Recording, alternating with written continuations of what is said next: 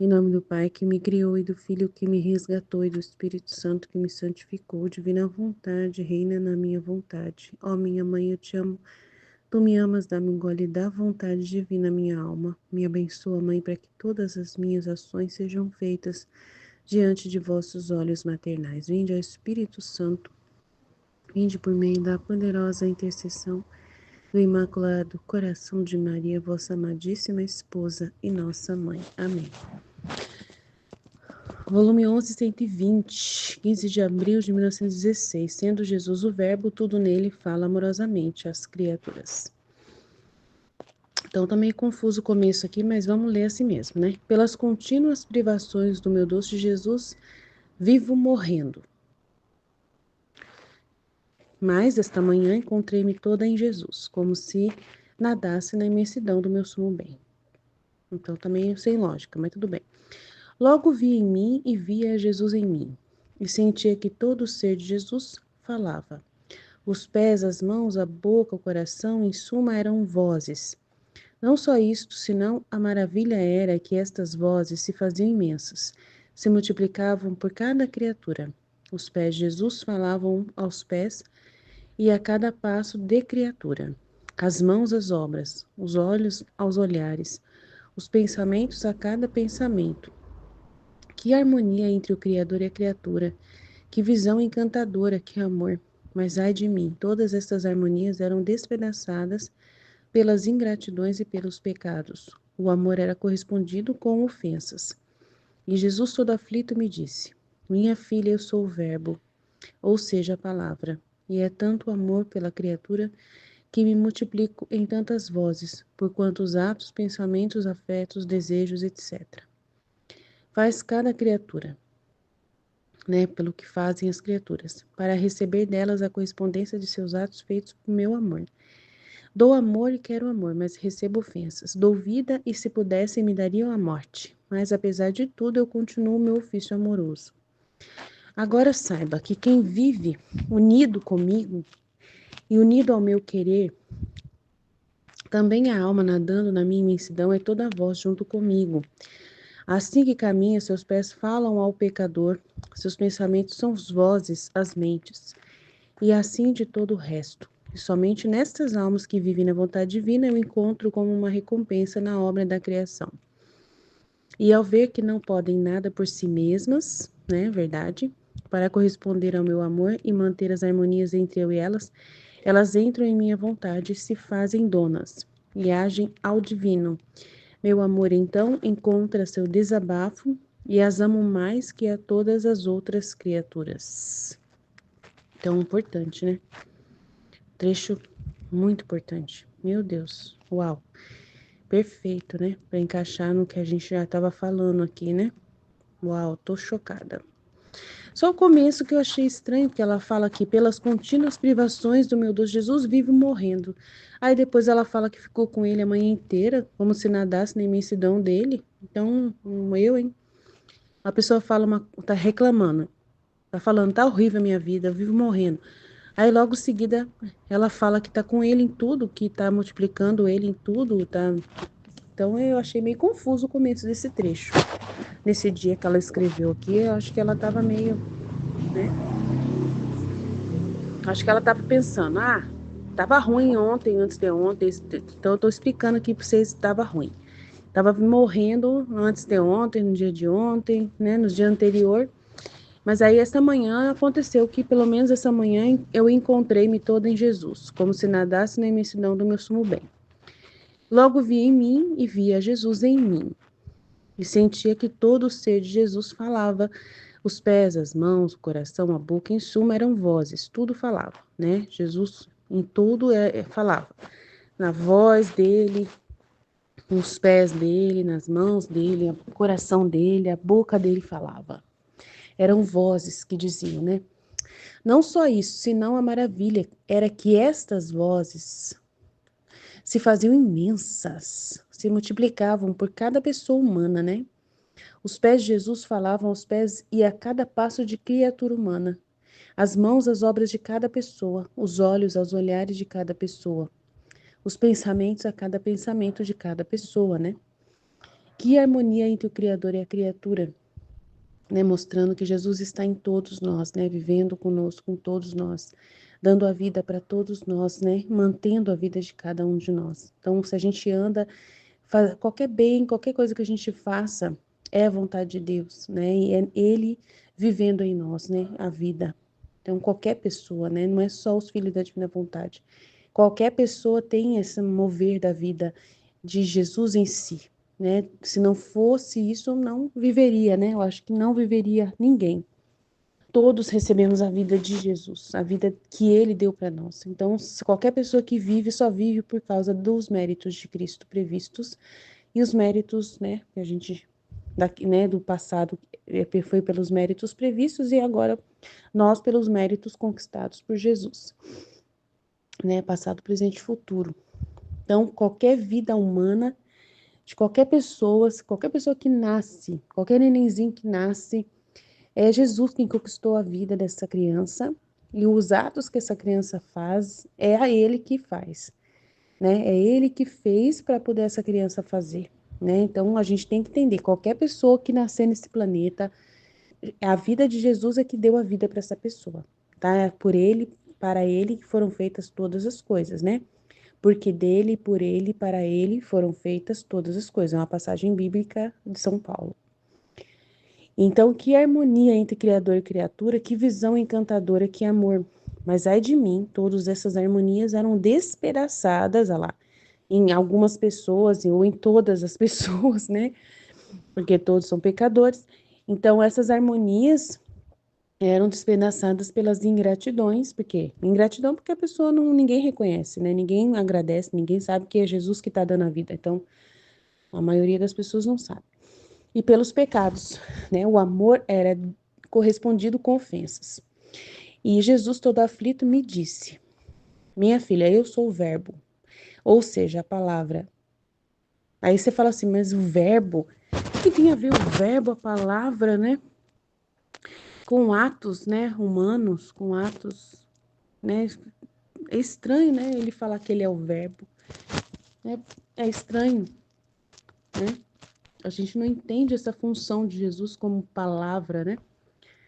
Como palavra humanada. Então a gente precisa entender o que que é isso, né? Jesus ajuda a gente a entender. Eu já entendi, mas eu nunca sei explicar. Nunca, até hoje eu nunca soube explicar isso. Mas vamos que vamos. Então vamos lá. Se Jesus me ajudar. Então, minha filha, eu sou o verbo, ou seja, a palavra, e é tanto o amor pela criatura que me multiplico em tantas vozes, sei lá, por quantos atos, pensamentos, afetos, desejos, etc. Ele poderia falar, eu sou uma energia que move os atos das criaturas. Eu movo todas as pessoas a pensarem, a falarem, a agirem, a fazerem. Mas ele não é uma energia, ele fala que ele é a palavra. Então a gente tem que entender o que significa isso, né? É tanto o amor pela criatura que me multiplico em tantas vozes, por quantos atos, pensamentos, afetos, desejos, etc. Faz cada criatura, né, o que faz cada criatura para receber delas a correspondência de seus atos por amor meu. Então eu, por amor, dei a minha vida, né? Por amor meu, eu dei minha vida para que todos tivessem vida, né? E ele é o Criador também, ele é o Criador, é o que deu a vida, por causa dele que fomos criados também. E por causa dele fomos salvos. Então, tudo foi ele que fez, né? A criação e a redenção foi ele que fez. É o mesmo Deus, Pai, Filho e Espírito Santo, o mesmo Deus. A sua divindade. Então, ele fala por amor meu. Mas ele é o verbo do Pai. E ele está dizendo aqui que ele é o Criador. Porque dele, para ele, por ele, todas as coisas foram feitas. Então, a palavra de Deus diz, tá? O Pai criou, mas foi por causa de Jesus que criou, né? Por causa dele, por ele, entendeu? Ele é o primogênito de todos. Ele é o modelo, né? Aí que você vai entendendo, modelo. Ah, ele é um modelo. O modelo precisa ter um documento ali, ter uma, vamos dizer assim, o primogênito, ele é o modelo, ele é o primeiro. Ele é um pensamento do pai, né? Ele é o que o pai pensou, né? O pai, Jesus é o pensamento de Deus, né? Que se torna a palavra comunicativa, né? E por isso é verbo. Então Deus pensou na criatura, né? Humana, a primeira, Jesus. E em torno de Jesus pensou todos os outros, entendeu? Então, ele é um documento. Vamos dizer assim, é como se fosse um documento. Jesus é como se ele fosse um documento. A base, o modelo inicial, ele é criador. Aí, quando você vai criar alguma coisa, você faz um protótipo primeiro né, escrito, faz um protótipo escrito, todas as referências a ele. Então, por isso se chama verbo, porque ele é a origem de todos os demais. Por isso que ele é o verbo, né? Aquele da onde vem o original de todos os demais, que tem referências, que tem informações, que tem qualidades, que tem elementos ali que são, né, que devem ser imitados, que devem ser vistos como a gente tem que olhar para Jesus e querer ser como ele. E aí, para a gente poder ser como ele vai informar para a gente, tem um documento, vamos dizer assim, tem uma informação né, que vem em torno de voz, que vem em torno de comunicação. Por isso que a palavra, né, aí por isso a palavra humanada, porque é alguém para quem a gente tem que ler, para saber como nós lemos, nós temos essa capacidade de ouvir, falar, ler, entender, temos raciocínio e memória, então se comunica através de escrever, né, através de palavra, através de explicação, né, o que é o original, como deve ser, né, qual é o desejo, porque Deus ele criou os seres humanos e fala, eu quero que sejam assim, eu quero que tenham um propósito, vocês vão seguir uma linha de raciocínio, vocês vão entender qual é a minha intenção. Então, para alguém entender o Pai, precisa dele comunicar. Então, como que ele comunica? Através de Jesus, o Verbo encarnado. Então, é isso que eu entendo do verbo, tá? É o que eu sempre entendi que Jesus me explicou e ele tá me ajudando a explicar para vocês. Eu acho que agora deu para me explicar. Então, a palavra. E nessa palavra tem muito amor, né? Imagina que Deus, ele criou, né? O amor, ele é amor. E o que Jesus se torna? Amor também. E o que Jesus quer que nós sejamos todos? Amor também, né? E para sermos amor, a gente tem que ter a referência de quem é o original do amor, como que é amar, né? Ele que é a fonte do amor.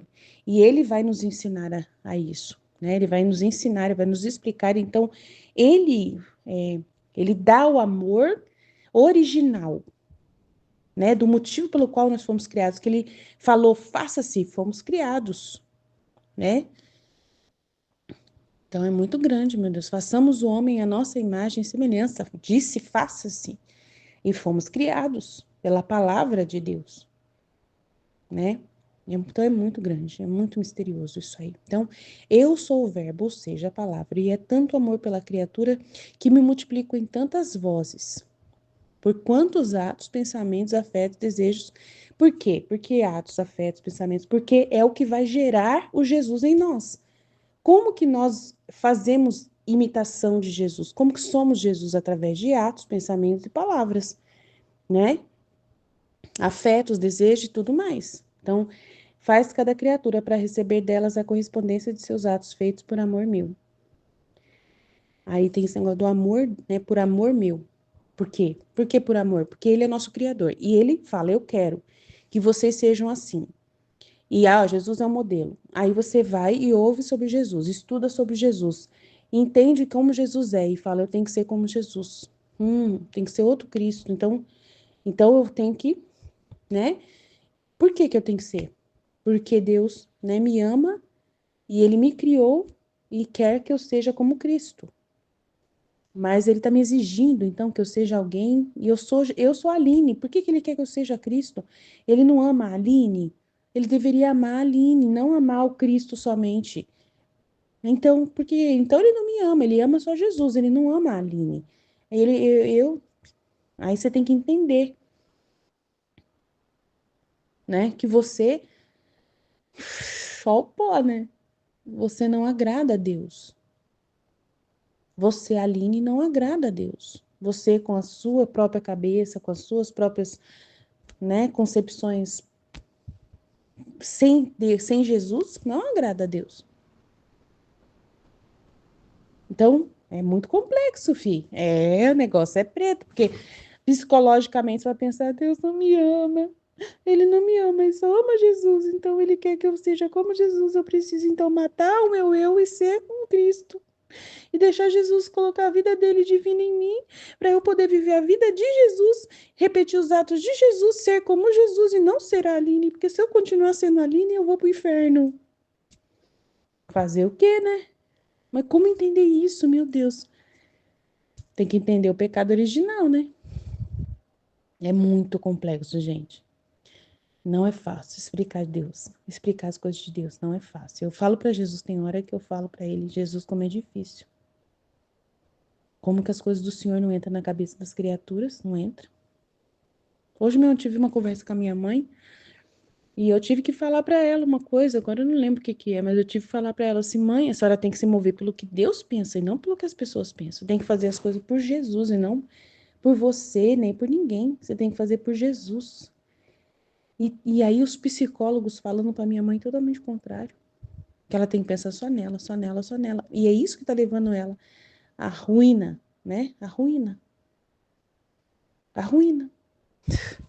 E ela tá ficando mais doente, porque ela só pensa nela e os psicólogos falando que você tem que pensar em você, você tem que cuidar de você, só importa você primeiro, depois você pensa nos outros. É isso que tá levando ela beleléu. Aí eu peguei e falei para ela assim, não é nem nos outros, você tem que pensar em Deus, como Deus quer você, como Deus espera de você, você tem que conversar com Deus, é Ele que importa, né? E aí, nessa realidade, a gente vai se anular em nós e vamos buscar o que Deus quer. O que Deus importa é o que Deus quer, não importa o que você quer. Você pode querer um monte de coisa, você pode. Mas só que você vai sempre andar na direção contrária de Deus. Porque você vai viver em base da vida humana só, aqui na Terra. Então aqui você vai pegar e vai fazer de tudo para poder viver o melhor possível. Quando você precisa, né? Se você vê que seu marido está te tratando bem, você vai falar para ele, vai pastar que eu vou arrumar outro. Aí você arruma outro e enquanto tá bom você fica, depois que o outro faz alguma coisa, vai pastar que eu vou arrumar outro. E assim você vai andando de galho em galho e um dia você vai ver no que deu isso aí, né? O que que gerou isso aí nesse viver só para si mesmo? O que que gerou isso? Nada, né? Mas só que quando você está falando, quando eu estou falando aqui, se um psicólogo vai ouvir, esses psicólogos que não têm referência religiosa, eles vão ler, ouvir o que eu estou falando, vão falar, essa mulher é maluca, ela não pode falar isso, né? Ela tem que ter a essência dela, ela tem que procurar dentro. A essência nossa é Deus. Quem vai nos fazer feliz é Deus. Então é muito complexo, esse mundo não está entendendo mais isso, gente. Essa mensagem não está sendo mais passada pela igreja hoje. A igreja não está ensinando isso. A igreja. Olha o que na quaresma querem falar, só sobre ecologia. Meu Deus do céu. Absurdo isso. Pai Santo, Deus poderoso, né? Não se tem referência, a própria religião está falhando com Deus, porque está colocando só as coisas do mundo no centro. E o próprio Deus, que é a origem da nossa vida, que é para quem nós devemos olhar, está sendo retirado do centro, gente. Há muito tempo já está assim, a gente já sabe. É uma conversa muito complexa essa que eu comecei aqui nessa meditação, é muito, muito séria. Então, é muito, não sei se vai dar para falar muito agora, mas amanhã a gente pode tocar mais nesse assunto. Vamos lendo aqui. Então, eu sou o verbo, ou seja, a palavra, e é tanto o amor pela criatura que me multiplico em tantas vozes, por quantos atos, pensamentos, afetos, desejos, etc., faz cada criatura, para receber delas a correspondência de seus atos feito por amor meu. Dou amor e quero amor, mas recebo ofensas, dou vida, e se pudesse, me daria a morte. Então, por quê? Por que que é assim? Porque ninguém quer se adaptar ao verbo. Ninguém quer ser o que o verbo está ensinando. Ninguém está buscando Jesus. Ninguém quer ser o que Jesus está pedindo. Ninguém quer fazer os atos como Jesus pede para fazer. Mas não tem como fugir. A nossa vida é dele. A nossa vida é dele. A nossa vida é dele. É para ele que vai estar indo em direção a ele de um jeito ou de outro. Quando a gente morrer, quem que vai nos encarar logo de cara no primeiro momento? Jesus. E aí, como foi sua vida? E se foi diferente, né? Se foi totalmente diferente do que Jesus projetou, se você não colaborou, não concordou com o que Jesus mandou para você, né? Porque ele vai mandar na sua vida, filho. Ele vai mandar na sua vida. Tudo o que acontece com você é Jesus fazendo você se parecer com ele de alguma forma, dando oportunidade para você se parecer com ele. E o principal elemento é a cruz. E todo mundo vai passar por ela, de um jeito ou de outro. Então, aí Jesus te encara logo em seguida. E aí? O que foi? Você gostou de experimentar a cruz? É o que vai fazer você parecido comigo. E é o que vai garantir você passar para o outro lado, né? E ir para a felicidade eterna. E a pessoa odeia a cruz. Cuspiu na cruz. Tem ódio da cruz. Tá ferrado. O que Jesus falou? Qual é o sinal de um réprobo do eleito? Se ele aceitou a cruz. Olha como que Jesus é. Como que ele facilitou a nossa vida, porque ninguém fica sem cruz. Mas aí tem um elemento, tem que amar a cruz. E amar a cruz é amar a proposta de ser um outro Cristo. De pelo menos pela cruz você alcançar esse propósito. Porque nas outras circunstâncias você não abraçou essa possibilidade. E como você não pode escapar da cruz, né? Aí hoje eu estava vendo um senhorzinho que ele foi cantar, ele tem 168 anos. E ele foi cantar num desses programas de reality show. E ele cantou o quê? Jesus, você é meu tudo. Jesus é. Então, 168 anos, a pessoa mais velha do planeta deve ser. E o que ele cantou? Jesus, você é o meu. Então, o homem mais sábio deste mundo, que tem mais experiência de vida, cantou Jesus. Por quê? É um sinal claro aí, né? Então, eu posso até pôr esse vídeo, porque eu não cheguei a ver o vídeo, não. Eu só passei assim de perto no vídeo e vi só o chamado do vídeo. Então, muito interessante. Então, agora saiba que quem vive unido comigo e da minha vontade, né? Agora saiba que quem vive unido comigo e unido ao meu querer, também a alma nadando na minha imensidão, é toda a voz junto comigo. Então, outra parte aqui, né? Então, quem viver na vontade divina vai se unir e vai ser essa voz que vai concordar com Jesus e vai querer ensinar isso que Jesus fala, né? Então você vai ser voz com ele.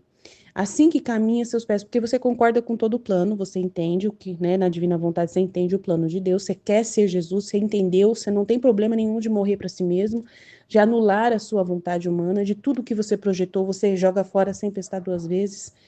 E você aceita tudo que Deus deu para você até hoje, porque foi Ele que projetou a sua vida até hoje. Então, tudo que você tem é Deus que te deu. Você aceita essas coisas que Deus te deu.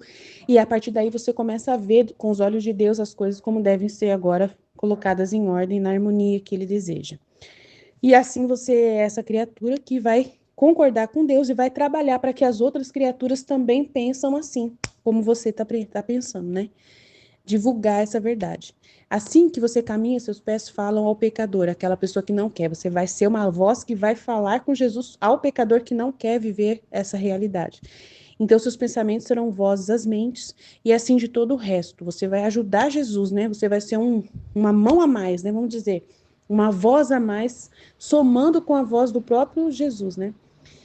E eu encontro nestas almas como uma recompensa na obra da criação. E ao ver que não podem nada por si mesmas, né? A gente não pode nada, porque somos um nada, para corresponder ao amor dele e manter as harmonias entre eu e elas entram em minha vontade, então, e se fazem donas e agem ao divino. Aí, o que é entrar na vontade de Deus? Como que é isso? Depois que eu falei o que é o verbo, entrar na vontade de Deus, o que significa entrar na vontade de Deus? Ajuda aí, Jesus, vamos lá. Se você já sabe agora quem é Jesus, a palavra, o verbo, o elemento base, por ele, para ele, todas as coisas foram feitas. Agora que você entende, como fazer para entrar na vontade dele? Entrar na vontade dele é você querer fazer pelas criaturas o mesmo que ele fez por você. Você aceitou a proposta de morrer para sua vontade e viver na vontade divina, e agora você entrou no projeto. Você agora virou sócia do projeto, você assinou um contrato.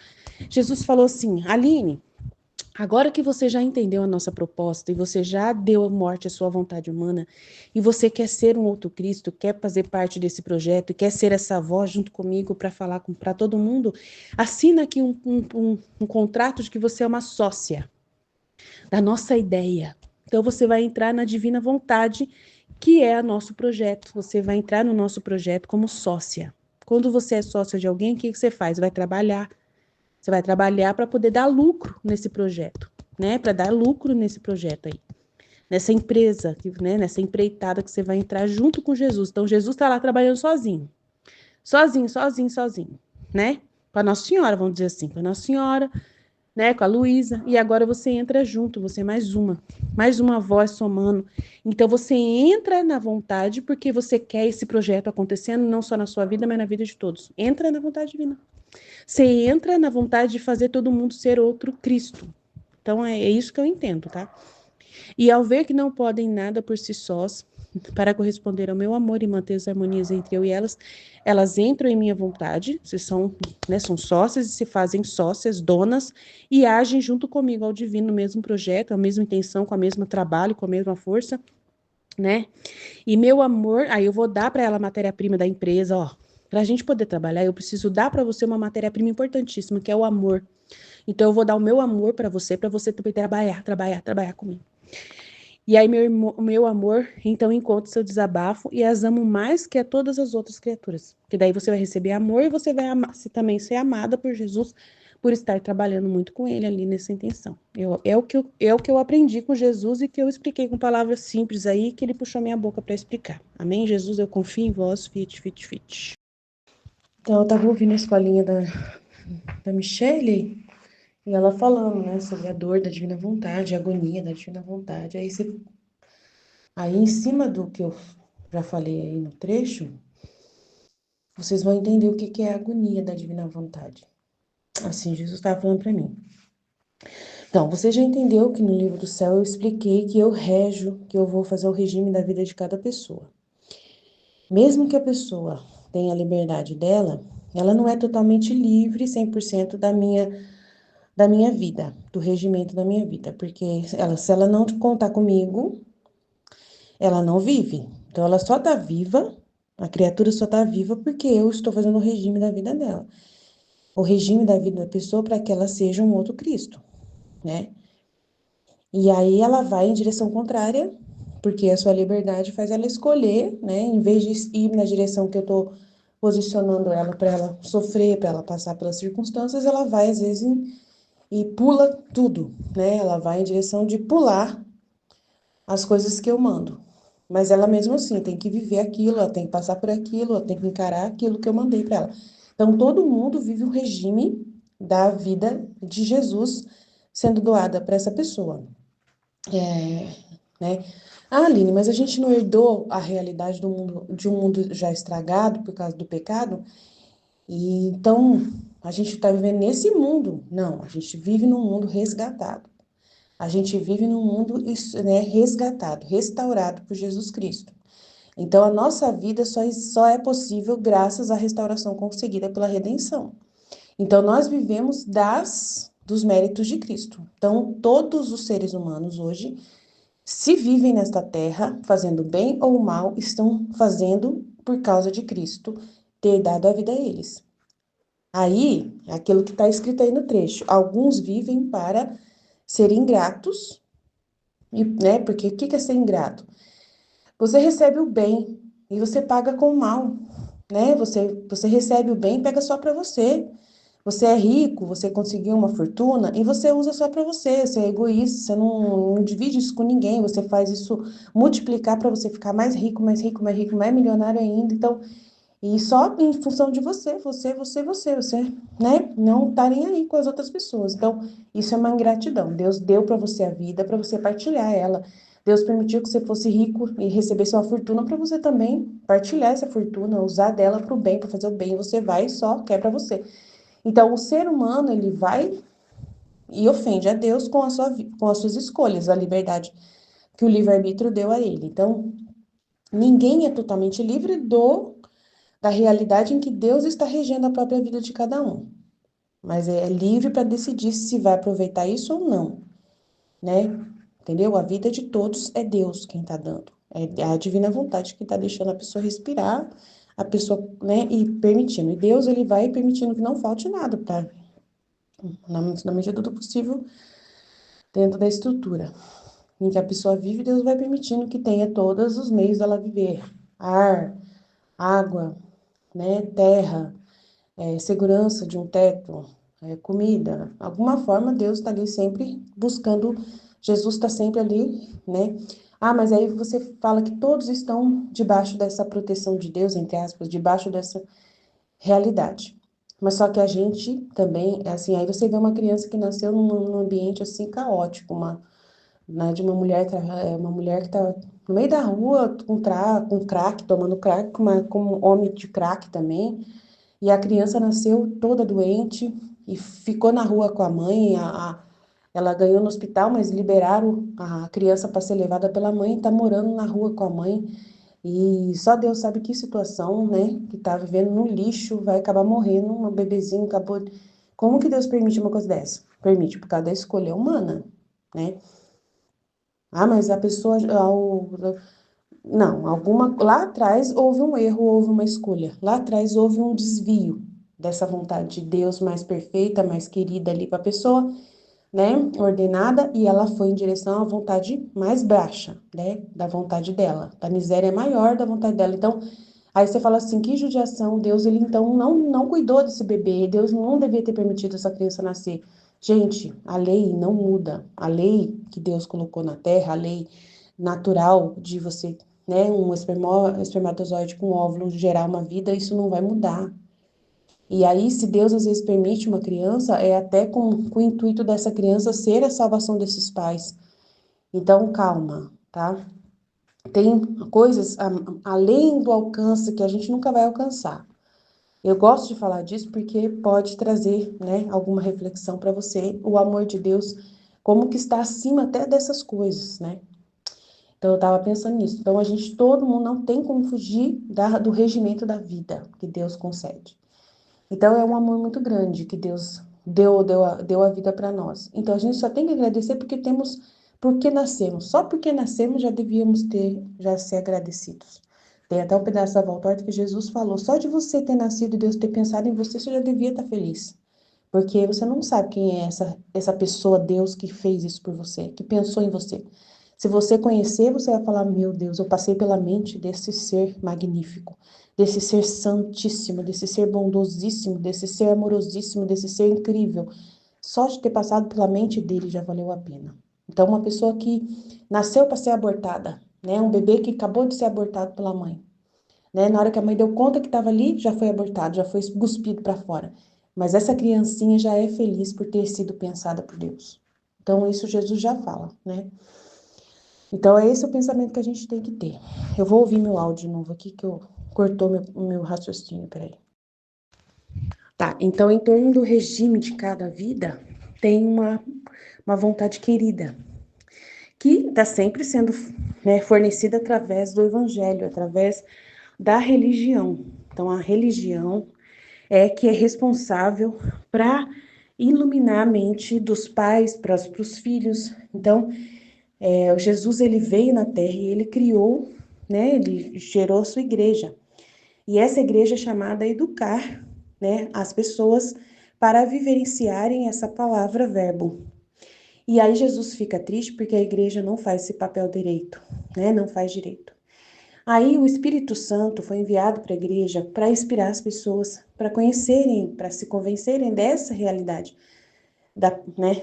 E aí ele usa todos os meios, até a internet, hoje, para poder evangelizar. Daí ele permite que outras religiões surjam para poder também serem instrumentos, né, de levar a sua mensagem, né? Outros cristãos, outras igrejas evangélicas, ele permitiu, porque a igreja católica pisou na bola. Vamos pensar assim que ele permitiu, porque ele quer de qualquer jeito que esse evangelho seja espalhado.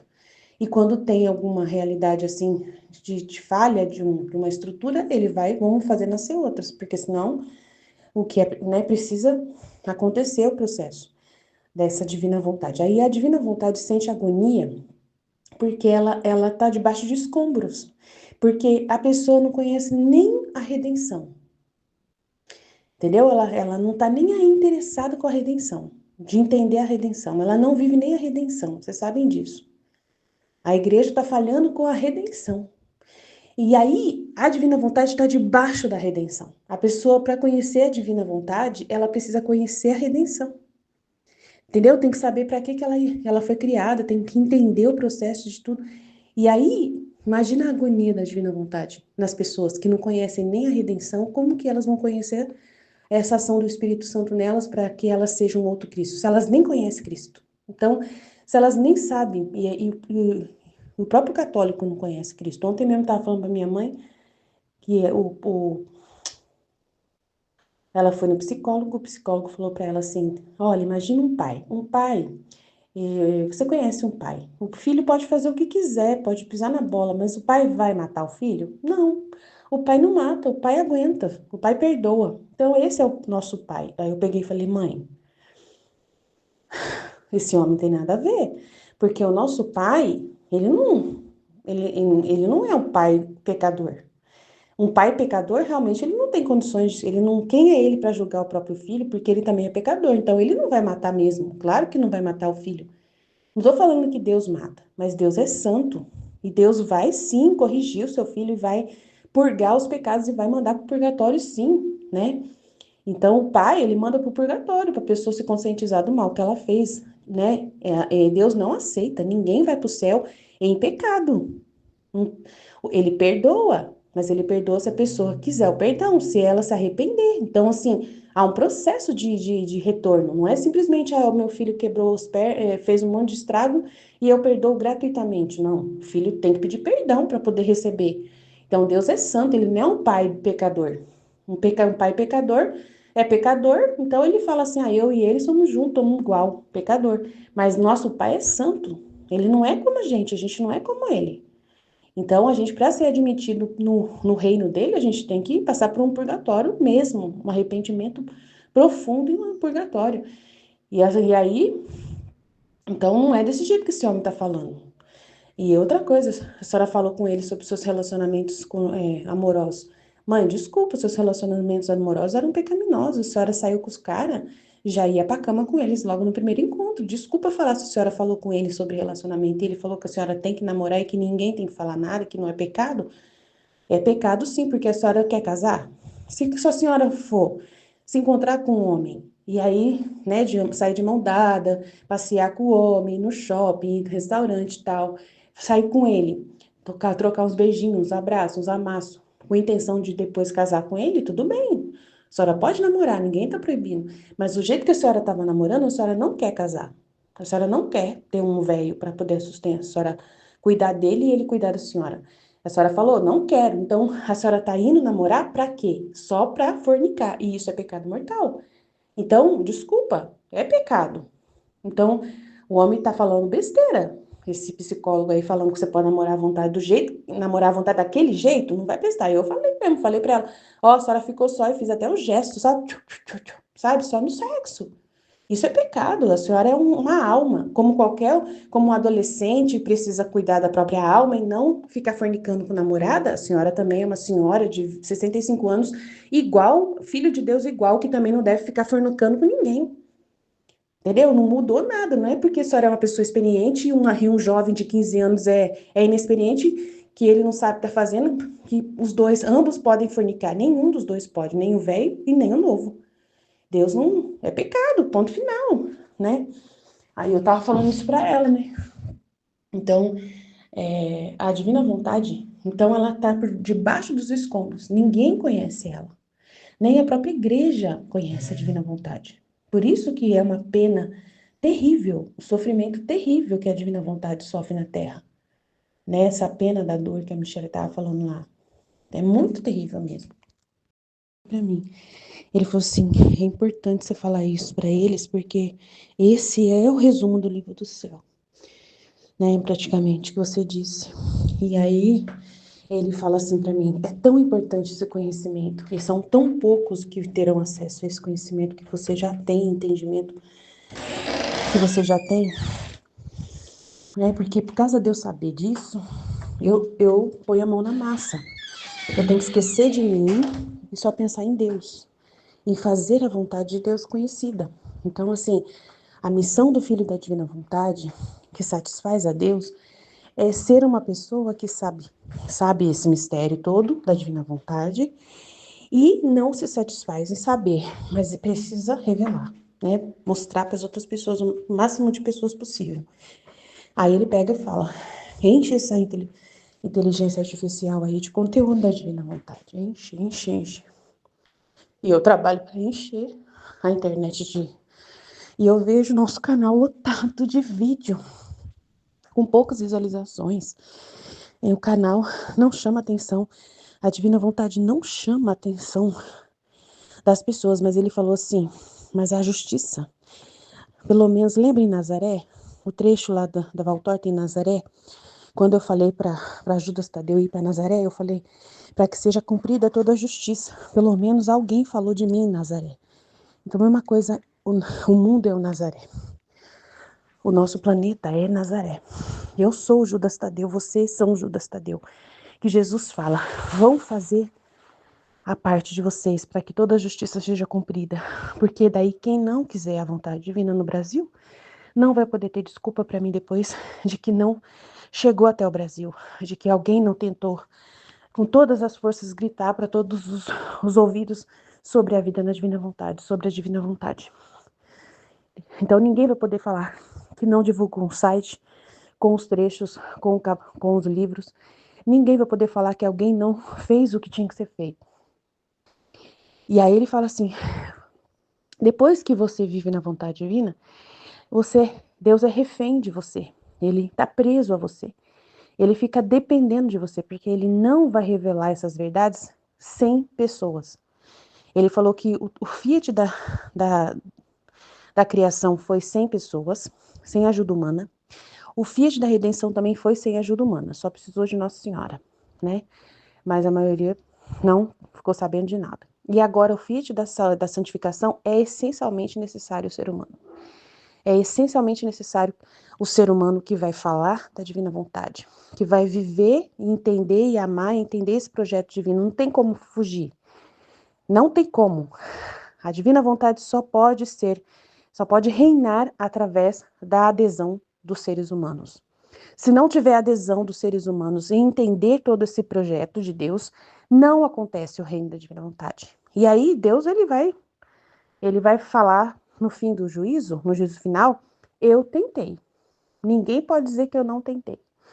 Se acontecer o reino da divina vontade, vai ser lindo, maravilhoso, igual tá nessa aula, nesse trecho que a Michelle estava lendo aí. Se não, não vai acontecer. Vai vir de qualquer jeito, né, o juízo final. Entendeu? E aí algumas pessoas vão ter vivido na divina vontade internamente só, sem muito conhecimento, sem muito estardalhaço, mas não vai deixar de ser essa criatura. Então Jesus falou assim, Aline, pelo amor de Deus, eu não me importo com as suas misérias. Ele falou assim, desde que você esteja cuidando da minha divina vontade, porque você é única, você é poucas, você é uma dentre milhões que não tem. Você é uma pessoa única dentre bilhões que não existem, que não estão fazendo isso, que não conhecem. É tão sagrado o conhecimento que você adquiriu e o entendimento que eu consigo colocar na sua cabeça que eu não me importo com a sua pequenez. Eu não me importo com as suas misérias, né? Mas eu não abuso, né? Claro, gente. Eu não tenho coragem. É meu Deus maravilhoso que morreu por mim na cruz, né? Que fez tanto por tanto para mim por amor. Você acha que eu vou abusar? Vou começar a bater nos meus irmãos? Vou começar, né? Não é essa a lógica. Vou começar a fazer violência, enfiando goela abaixo das pessoas a divina vontade? Não posso, eu tenho que ser como ele, não tem como. Ser um Cristo é ser como Cristo. E ele não fez violência para ninguém. Então, ele não se importa com a minha pequenez, ele não se importa com a minha dificuldade, ele vai suprir por mim, ele vai fazer de tudo para que essa verdade que eu sei chegue ao máximo de pessoas possível, que eu trabalhe para isso. O que ele quer é a minha vontade, é o que ele quer, a minha intenção de que isso seja conhecido, e eu trabalhe. Agora, o que acontece no meu cotidiano, nas minhas dificuldades, ele falou que não importa, ele não se importa com isso, porque aquilo que é mais importante é eu conhecer a divina vontade e viver na divina vontade. O resto é resto. Mas só que eu não abuso, como eu já disse, eu não vou abusar, eu não vou sair por aí brigando à toa com ninguém. Por isso que eu fico com esse sentimento, e ele permite que eu sinta esse sentimento de tristeza por ter falhado, por ter caído. Normal, faz parte. E todo mundo vai sentir isso, e é um processo natural né? E que você tem que faz, mas é bom não cair no pecado, é bom não cair na miséria, é bom você não se acostumar com isso, porque um pecado que você comete, um único pecado que você comete, já tem um poder absurdo para te tirar da divina vontade. Eu percebi isso essa semana, esse final de semana. Porque você não se sente digna de falar de Deus. Se você tiver feito alguma coisa feia, sabe? Se você fez alguma coisa contrária à imagem de Deus, né? De Deus em você. Então você acha que você não é digna e você não tem coragem mais de pegar o microfone para falar da divina vontade. Então imagina se isso acumula em 2 pecados, em 3 pecados. Então não presta pecar. Por isso que o filho da divina vontade não deve pecar, né? Não deve se arriscar a isso, cair nas paixões, não pode ter vida dupla, não tem jeito, não pode ser, porque vai parar. Não vai ter coragem de falar da divina vontade se tiver pecado, não tem como, ou qualquer fraqueza que a pessoa ficar insistindo em cair. Por isso que a gente tem um trabalho ali, não devemos pensar em nós mesmos, né, em si mesmo, não precisamos ficar na culpa, mas temos que resolver isso, sabe? Fazer o debate e resolver com Jesus sobre isso, né? E ficar em paz, confessar com o padre, ficar em paz, porque é muito importante esse elemento humano. Você é como se fosse uma sala. Se tiver uma sujeira na sala, entendeu? Fica fedendo. E aí você não consegue pôr o seu Cristo lá dentro. E nem chamar outras pessoas, os anjos, para vir junto adorá-lo. Porque tem um pecado fedendo lá dentro da sala. Então você está vendo constantemente, sentindo o cheiro do pecado, né? O fedor. E você não tem coragem de colocar o seu rei, né? Para cheirar aquele fedor. Enquanto estiver fedendo, você fala para ele: não entra, não entra, não entra. É assim que funciona. Você é uma morada, você é um palácio. Se tiver um fedor lá dentro, você não deixa Deus entrar. E é nessa hora o perigo de você não se sentir mais apta a falar da divina vontade. E aí, quando acontecer isso, você pode sair da divina vontade. Porque Deus, ele quer que você fale. E se você para de falar por causa do seu, né, da sua reputação, por causa da preocupação que você tem com você, com a sua imagem, que está fedendo em alguma questão, você vai paralisar o trabalho. O bem que é maravilhoso, a divina vontade vai ser paralisado em você. E isso vai ser o maior crime que pode se cometer no planeta Terra, né? Então é muito sério o que eu tô falando hoje para vocês. Ouvindo agora Jesus falando assim: Aline, essa criança que nasce na sarjeta aí que você falou, ela só por ter nascido na sarjeta, ela já aparece comigo, ela já ganhou na loteria, porque ela já aparece comigo naturalmente. Então, assim, todas as pessoas que são vítimas do egoísmo das outras pessoas e sofrem alguma dor ou alguma privação de felicidade, de riqueza, de dinheiro, de paz, qualquer privação que uma pessoa sofre, ela já é privilegiada, só por ter nascido pobre, por ter nascido na sarjeta, por ter nascido com pais ruins, né, sendo violentada, ela já é um Cristo. Ela tipo ganhou na loteria. Ele falou para mim isso. Então, se uma criança morre no ventre da mãe, ela é o Cristo mais rápido. Ela é o Cristo inocente que foi já morto lá no começo do meu nascimento, quando Herodes percebeu que eu tinha nascido, ele já queria abortar meu nascimento. Então, essas crianças já são o Cristo abortado do Herodes. Então, qualquer situação de rua, droga, qualquer coisa que seja fruto do mal na terra, é um Cristo. Essa pessoa vítima é Cristo. É Cristo. Então, ela já, se ela aceitar a condição dela, se ela entender que ela é um Cristo, só por ter recebido a bem-aventurança, bem-aventurados os que sofrem, bem-aventurados os que choram. Então, são pessoas que já nasceram numa condição, já nasceram espiritualmente ricos, já ganharam na loteria. Uma pessoa que nasce em berço de ouro, um herdeiro de um rei, assim, esse é o desgraçado. Ele não nasceu bem, porque ele nasceu numa condição desfavorável para ser outro Cristo.